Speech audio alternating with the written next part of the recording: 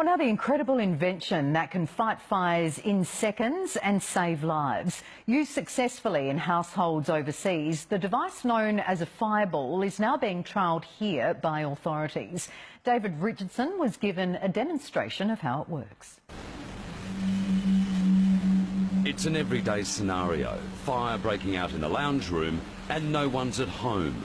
Home fires like this account for 94% of all fire-related deaths.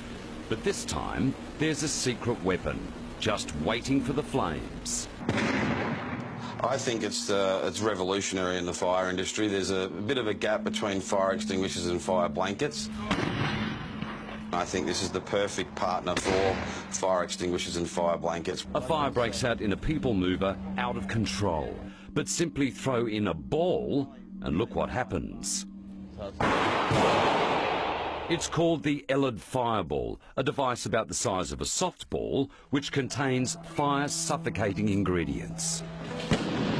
What it does is just pushing the oxygen away from the fire, so it's like you're going to candles. When you blow on the candle, it does the same, you're just pushing the oxygen away from the fire. Like rolling a hand grenade at a fire. Approximately, you're fighting fire with fire. Former Israeli commando Zach Anadam is the CEO of Elod Fire Australia. He gave Today Tonight an exclusive demonstration on how the fireball works. There's a fire triangle which is heat, fuel and oxygen. If you cut any one of those three, a fire can't physically exist. So with the ball we're actually cutting all three at once. Development manager Peter McKenzie. Even we could drop the ball. There's no issue with that. There's no issue with that.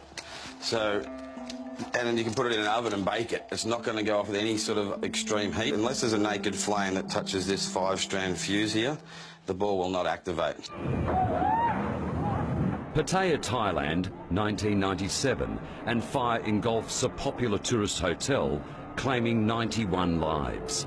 It was a tragedy that sparked a Thai inventor into developing the Elod Fireball, which has now been brought to Australia and tested under supervision by Australian fire brigades. In everyday house fire scenarios, like burning electrical devices. It does a 9 cubic metre area. If it's a more enclosed area, like a roof cavity or something of a house, it'll be even more than 9 cubic metres, but it's rated for 9 cubic metres in an open area. In an emergency situation, the fireball may provide an avenue of escape or a chance to put the fire out in one room, saving the rest of the house or a life. So if you had a fire in a room, you could open a door and roll it in. Correct.